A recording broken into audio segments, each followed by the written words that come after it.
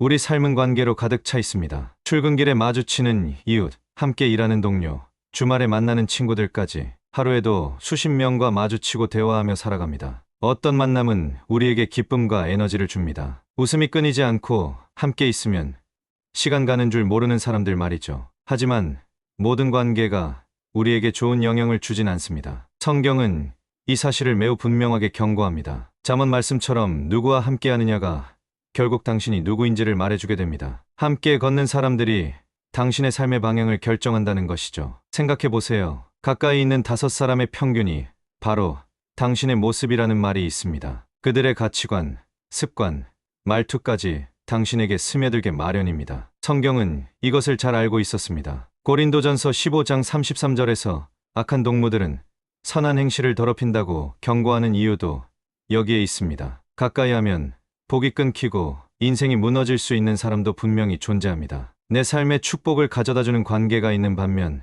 나를 끌어내리고 영적으로 둔감하게 만드는 관계도 있습니다. 이런 위험한 관계들을 분별하지 못한다면 우리의 믿음 생활은 물론 일상의 행복까지 위협받게 됩니다. 오늘 우리는 성경이 경고하는 위험한 관계의 유형들을 살펴볼 것입니다. 당신 주변에 이런 사람이 있는지, 혹시 당신이 그런 사람이 되어가고 있는 건 아닌지 돌아보는 시간이 되길 바랍니다. 관계를 바로 세우는 것이야말로 건강한 신앙생활과 행복한 삶의 시작점이니까요. 인류 역사상 최초의 책임 전가는 에덴 동산에서 시작되었습니다. 아담이 선악과를 먹은 후 하나님께서 물으셨을 때 그는 어떻게 대답했나요? 창세기 3장에서 아담은 하와를 가리키며 말했습니다. 하나님께서 내게 주신 여자가 그 나무 열매를 내게 주어서 먹었습니다. 결국 아담은 하와는 뱀을 탓했습니다. 이처럼 남 탓하는 사람들의 특징은 자신의 실수나 잘못에 대해 절대 책임지지 않는다는 점입니다. 항상 다른 누군가 혹은 환경이나 상황을 탓합니다. 회사에서 프로젝트가 실패하면 동료의 능력 부족 때문이라고 말하고, 가정에서 문제가 생기면 배우자나 자녀의 잘못이라고 주장합니다. 성경은 이런 책임 회피가 얼마나 위험한지 분명히 보여줍니다. 남 탓하는 사람은 자신의 문제를 직면하지 않기 때문에 결코 성장하지 않습니다. 더 심각한 것은 함께 있는 사람까지 죄책감과 좌절 속으로 끌어들인다는 점입니다. 그들의 곁에 있다 보면 당신도 모르게 그들의 문제에 연루되어 공범자가 되기 쉽습니다. 이런 사람들과 가까이 지내다 보면 당신 역시 책임을 회피하는 습관이 생길 수 있습니다. 실수를 인정하고 배우는 대신 변명하고 탓하는 태도가 몸에 배게 됩니다. 결국 이는 당신의 영적, 정서적 성장을 방해합니다. 예수님은 마태복음 7장에서 남의 눈속티는 보면서 자기 눈속들보는 보지 못한다고 말씀하셨습니다. 남 탓하는 사람들이 바로 이런 모습입니다. 자신의 큰 문제는 보지 못한 채 다른 사람의 작은 결점만 지적하는 것이죠. 이런 사람 곁에 있으면 당신도 문제의 공범자가 됩니다. 그들의 책임 회피를 묵인하거나 동조하면서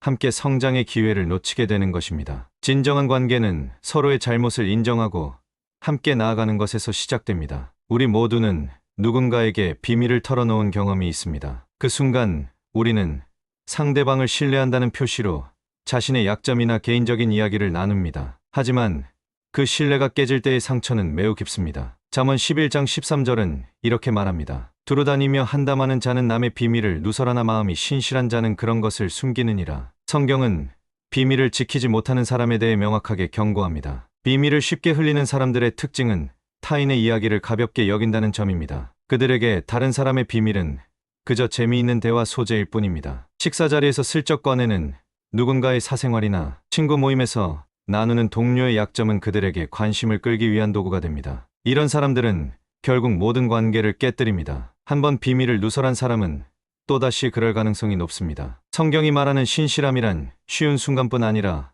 어려운 상황에서도 약속을 지키는 것을 의미합니다. 더 심각한 것은 이런 사람들과 가까이 지낼수록 당신의 약점도 소문거리가 될 수 있다는 점입니다. 오늘 그가 다른 사람의 비밀을 당신에게 말한다면 내일은 당신의 비밀을 다른 이에게 말할 것입니다. 또한 비밀을 흘리는 사람 주변에 있다 보면 당신도 모르게 그런 습관을 따라하게 됩니다. 남의 이야기를 전하는 것이 일상이 되고 신뢰의 중요성을 잊게 됩니다. 결국 당신도 신뢰할 수 없는 사람이 되는 것이죠. 그가 당신에게 전한 남 얘기, 언젠가 당신 얘기도 전하게 됩니다. 성경이 말하는 신실한 사람은 비밀을 지키는 사람입니다. 그런 사람과의 관계는 단단한 반면 비밀을 흘리는 사람과의 관계는 모래성처럼 쉽게 무너집니다. 당신의 가까운 친구들은 어떤 사람인지 한번 돌아보세요. 우리 주변에는 항상 자신이 피해자라고 주장하는 사람들이 있습니다. 대화의 주제가 무엇이든 결국은 자신이 얼마나 불공평한 대우를 받았는지, 얼마나 힘든 상황에 처해 있는지로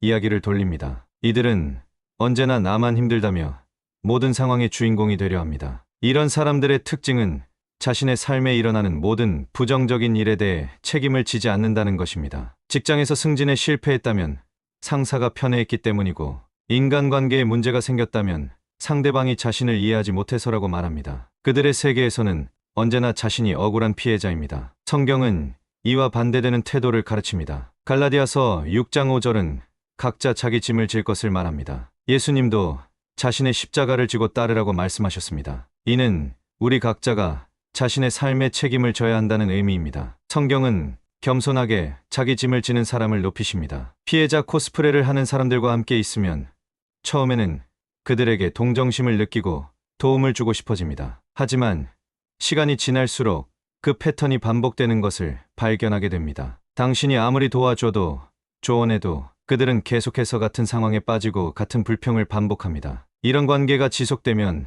당신은 감정적으로 소진되고 맙니다. 끊임없이 그들의 문제를 해결해 주려 노력하지만 실제로는 변화가 일어나지 않기 때문입니다. 또한 그들의 부정적인 세계관이 당신에게도 영향을 미쳐 점점 삶을 비관적으로 바라보게 될 수도 있습니다. 더 위험한 것은 이런 사람들이 종종 죄책감을 유도한다는 점입니다. 당신이 충분히 도와주지 않는다고 느끼게 만들거나 그들의 문제에 당신이 책임이 있다고 암시합니다. 이는 건강한 관계의 경계를 무너뜨리는 행동입니다. 당신이 아무리 도와줘도 그는 계속 피해자일 겁니다. 왜냐하면 그들에게는 실제 상황보다 피해자라는 정체성이 더 중요하기 때문입니다. 성경은 우리에게 지혜롭게 관계를 선택하라고 가르칩니다. 때로는 거리를 두는 것이 당신과 상대방 모두에게 더 건강한 선택일 수 있습니다. 카페에 앉아 친구와 대화를 나누는 상황을 상상해보세요. 그런데 그 친구의 말끝마다 쟤는 왜 저래? 난 그거 별로더라와 같은 평가가 따라옵니다. 옆 테이블에 앉은 사람의 옷차림부터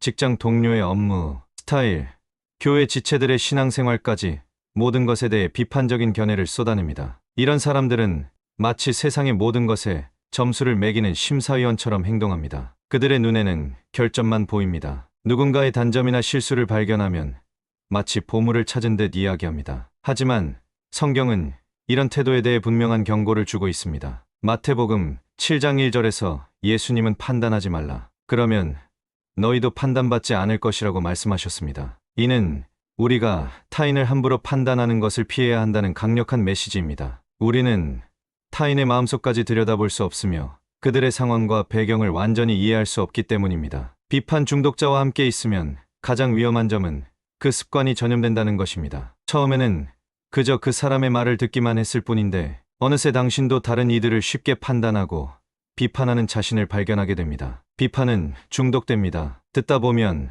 당신도 그렇게 말하고 있게 됩니다. 이런 습관이 형성되면 모든 관계가 위험해집니다. 당신은 더 이상 사람들의 장점이나 선한 의도를 보지 못하고 단점과 결점만 보게 됩니다. 결국 주변 사람들에 대한 신뢰와 사랑이 줄어들고 관계는 메마르게 됩니다. 더 심각한 것은 영적인 영향입니다. 항상 비판적인 마음은 감사와 기쁨을 밀어냅니다. 하나님의 은혜보다는 타인의 부족함에 더 집중하게 만듭니다. 야고보서 4장에서는 형제를 비방하는 자는 곧 율법을 비방하는 것이라고 경고합니다. 우리가 누구와 시간을 보내는지는 우리의 마음과 생각을 형성합니다. 항상 비판적인 사람과 함께하면 당신의 시선도 점점 비판적으로 변합니다. 그리스도인은 사랑의 눈으로 세상을 바라보도록 부름받았습니다. 비판보다는 격려하고 정죄하기보다는 이해하는 사람들과 함께할 때 우리의 믿음과 인격은 더욱 그리스도를 닮아갑니다. 여러분은 이런 말을 들어본 적이 있나요? 요즘도 교회 다녀? 말씀이 밥 먹여줘. 기도한다고 뭐가 달라져? 이러한 질문들은 얼핏 무해해 보이지만 사실은 우리의 신앙 여정에 미묘한 독을 퍼뜨립니다. 신앙을 조롱하거나 방해하는 사람들은 다양한 모습으로 나타납니다. 어떤 이들은 노골적으로 하나님을 모독하거나 교회를 비판합니다. 또 다른 이들은 더 교묘한 방식으로 신앙생활을 방해합니다. 주일에 꼭 중요한 약속을 잡거나 성경 공부 대신 다른 활동을 제안하거나 당신의 신앙적 결정을 불필요하게 어렵게 만듭니다. 성경은 이런 관계의 위험성을 분명히 경고합니다. 고린도전서 15장 33절에서 바울은 속지 말라. 악한 동무들은 선한 행실을 더럽히나니라고 말합니다. 이는 우리가 함께 시간을 보내는 사람들이 우리의 영적 상태에 강력한 영향을 미친다는 사실을 보여줍니다. 하나님을 가볍게 여기는 말들은 시간이 지날수록 우리의 신앙 방향을 흔들어 놓습니다. 처음에는 그저 농담처럼 넘어갔던 말들이 반복될수록 우리 안에 의심의 씨앗을 심습니다. 우리가 가장 소중히 여기는 믿음을 끊임없이 조롱당하면 점차 그 믿음에 대한 확신과 열정이 줄어들게 됩니다. 또한 이런 사람들과 함께 있으면 영적 성장이 둔화됩니다. 마치 추운 방에서 불을 피우려는 것처럼 주변 환경이 계속해서 차갑다면 불꽃을 유지하기 어렵습니다. 신앙을 방해하는 사람들은 당신의 영적 열정에 찬물을 끼얹는 역할을 합니다. 성경은 시편 1장에서 복 있는 사람은 악인의 꾀를 따르지 않으며 죄인의 길에 서지 않으며 오만한 자의 자리에 앉지 않는다고 말합니다. 이는 우리가 누구와 교제하는지가 우리의 영적 건강에 직결된다는 뜻입니다. 믿음을 약하게 만드는 사람은 결국 당신을 끌어내립니다. 마치 풍선이 높이 날아오르려 할 때 누군가 끊임없이 무게를 더하는 것과 같습니다. 신앙 여정은 충분히 도전적인데 굳이 그 길을 더 어렵게 만드는 관계를 유지할 필요는 없습니다. 당신의 믿음을 존중하고 영적 성장을 격려하는 사람들과 함께할 때 우리는 더 견고한 신앙의 발걸음을 내디딜 수 있습니다. 우리의 관계는 천국을 향한 여정에 도움이 되는 것이어야 합니다. 많은 그리스도인들이 오해하는 것 중 하나는 모든 관계가 무조건 유지되어야 한다는 생각입니다. 사랑과 용서를 강조하는 신앙 안에서 관계를 끊는 것이 마치 신앙적으로 옳지 않은 일처럼 여겨지기도 합니다. 하지만 성경은 좋은 만남만 강조하지 않았습니다. 오히려 때로는 나쁜 관계를 끊으라고 분명히 말합니다. 성경 속 많은 위대한 신앙인들도 관계의 단절을 경험했습니다. 아브라함은 조카 롯과 헤어졌습니다. 두 사람의 가축이 너무 많아져서 한 지역에 함께 살 수 없게 되자 아브라함은 롯과 분리되기로 결정했습니다. 사도 바울과 마가도 선교 여행 중 의견 차이로 한때 갈라섰습니다. 이는 모든 관계가 항상 유지되어야 하는 것은 아님을 보여줍니다. 솔로몬은 잠언 13장 20절에서 지혜로운 자와 동행하면 지혜를 얻고 미련한 자와 함께하면 해를 받는다고 말했습니다. 이는 우리가 누구와 시간을 보내는지에 따라 우리의 삶이 형성된다는 현실적인 조언입니다. 때로는 관계를 끊는 것이 가장 사랑스러운 행동일 수 있습니다. 건강하지 않은 관계를 유지하는 것은 자신과 상대방 모두에게 해롭습니다. 특히 상대방이 변화를 거부하고 계속해서 해로운 패턴을 반복한다면 거리를 두는 것이 필요합니다. 성경은 디모데후서 3장 5절에서 경건의 모양은 있으나 경건의 능력은 부인하는 자들에게서 돌아서라고 말합니다. 이는 진정한 신앙의 삶을 방해하는 관계에서 벗어나라는 분명한 지시입니다. 물론 관계를 끊는 것은 마지막 수단이어야 합니다. 우선은 대화와 용서, 화해의 노력이 선행되어야 합니다. 그러나 모든 시도에도 불구하고 관계가 독성을 띠고 있다면 건강한 경계를 설정하는 것은 신앙적으로도 옳은 일입니다. 모든 만남이 하나님의 뜻은 아닙니다. 때론 끊는 것이 순종입니다. 이는 하나님께서 우리의 삶에 허락하신 선물인 평안과 기쁨을 지키는 방법이기도 합니다. 관계를 끊는 것이 이기적인 행동이 아니라 하나님이 당신에게 주신 부르심과 사명을 지키기 위한 결단이 될 수 있습니다. 당신의 영적 여정에 도움이 되는 관계인지 아니면 방해가 되는 관계인지 분별하는 지혜가 필요합니다. 진정한 친구는 당신을 하나님께 더 가까이 이끌어주는 사람입니다. 우리는 지금까지 성경이 경고하는 위험한 관계의 유형들을 살펴보았습니다. 항상 남 탓하는 사람, 비밀을 흘리는 사람, 피해자 코스프레를 하는 사람, 늘 비판하는 사람, 그리고 신앙을 조롱하는 사람들까지. 이제 중요한 질문을 던져볼 시간입니다. 당신의 가장 가까운 곁은 누구로 채워져 있나요? 성경은 말합니다. 지혜로운 자와 동행하면 지혜를 얻고 미련한 자와 함께하면 해를 받느니라. 이 잠언 13장 20절의 말씀은 단순한 격언이 아닙니다. 이는 우리 삶의 방향을 결정하는 영적 원리입니다. 스마트폰을 열어 최근 통화 목록을 살펴보세요. 가장 자주 연락하는 5명은 누구인가요? 지난 한 달간 가장 많은 시간을 함께 보낸 사람들은 누구인가요? 그들은 당신의 믿음을 강화시켜 주나요? 아니면 약화시키나요? 당신의 성품을 더 그리스도를 닮게 만들어 주나요? 아니면 세상의 가치관으로 이끄나요? 관계를 점검한다는 것이 모든 불완전한 친구를 끊으라는 의미는 아닙니다. 우리 모두는 불완전합니다. 중요한 것은 그 관계의 전반적인 방향성입니다. 그 사람과의 관계가 당신을 어디로 이끄는지를 살펴보아야 합니다. 지금이 내 주변을 정리할 때입니다. 때로는 용기 있게 거리를 두어야 할 관계가 있습니다. 반면 더 가까이 해야 할 관계도 있을 것입니다. 아마 교회에서 만난 지혜로운 멘토, 진실한 조언을 해주는 친구, 당신의 신앙 여정을 격려하는 지체들이 있을 것입니다. 이런 관계에 더 많은 시간과 에너지를 투자하세요. 바울은 빌립보서 4장 8절에서 무엇이든지 참되며, 무엇이든지 경건하며, 무엇이든지 옳으며, 무엇이든지 정결하며, 무엇이든지 사랑받을 만하며, 무엇이든지 칭찬받을 만하며, 무슨 덕이 있든지 무슨 기림이 있든지 이것들을 생각하라고 권면합니다. 이는 우리가 누구와 시간을 보내는지에도 적용됩니다. 하나님의 뜻에 맞는 관계가 축복을 가져옵니다. 건강한 관계는 우리를 격려하고 도전하며 더 나은 사람이 되도록 도와줍니다. 이런 관계 속에서 우리는 하나님의 사랑을 더 깊이 경험하고 그 사랑을 다른 이들에게 전할 수 있습니다. 지금 곁에 있는 그 사람, 하나님도 허락하신 사람인가요? 이 질문을 진지하게 묵상하며 관계의 지혜를 구하세요. 당신의 인생을 풍성하게 하는 관계들로 채워질 때 하나님의 뜻 안에서 더 깊은 기쁨과 평안을 경험하게 될 것입니다.